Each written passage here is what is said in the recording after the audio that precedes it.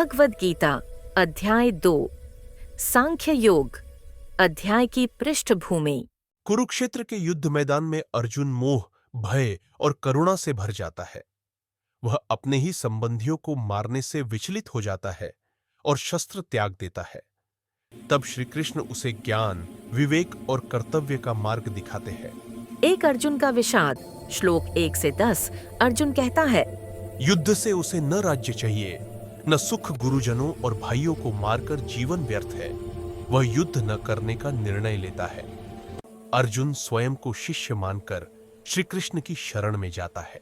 2 श्री कृष्ण का उपदेश, अज्ञान पर प्रहार। श्लोक 11। श्री कृष्ण कहते हैं, तुम उन लोगों के लिए शोक कर रहे हो जिनके लिए शोक करना उचित नहीं है। ज्ञानी न जीवित के लिए शोक करता है, न मृत के लिए। यह शोक अज्ञान से उत्पन्न है। 3 आत्मा का शाश्वत ज्ञान। श्लोक 12 से 25। आत्मा का स्वरूप। आत्मा न जन्म लेती है, न मरती है। आत्मा अविनाशी, शाश्वत और अमर है। शरीर नष्ट होता है। आत्मा नहीं प्रसिद्ध उपमा जैसे मनुष्य पुराने वस्त्र त्याग कर नए वस्त्र धारण करता है, वैसे ही आत्मा पुराने शरीर छोड़कर नया शरीर ग्रहण करती है। आत्मा को कोई नहीं मार सकता। शस्त्र आत्मा को काट नहीं सकते। अग्नि आत्मा को जला नहीं सकती। जल आत्मा को भिगो नहीं सकता। वायु आत्मा को सुखा नहीं सकती। इसलिए मृत्यु का भय निरर्थक है।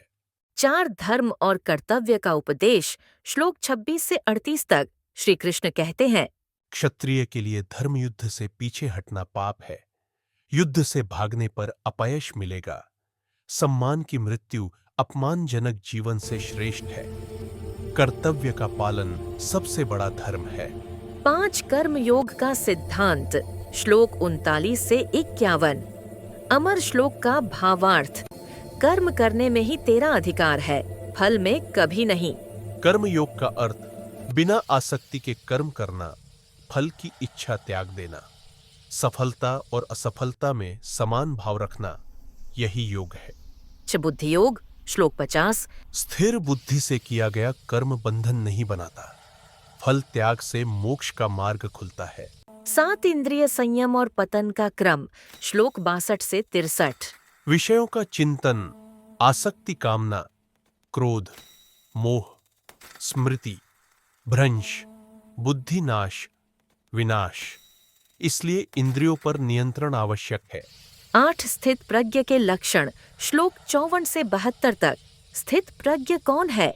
जो इच्छाओं से मुक्त है, जो आत्मा में संतुष्ट रहता है, जो सुख दुख में समान रहता है, जो भय, क्रोध और मोह से मुक्त है, जिसकी बुद्धि स्थिर है, वही सच्चा योगी है। अध्याय 2 का सार। आत्मा अमर है, शरीर नश्वर है, कर्तव्य से भागना पाप है, आसक्ति त्याग ही मुक्ति है, समत्व ही योग है। अध्याय 2 का अंतिम संदेश, निष्काम कर्म करो, आत्मज्ञान प्राप्त करो और धर्म के मार्ग पर अडिग रहो।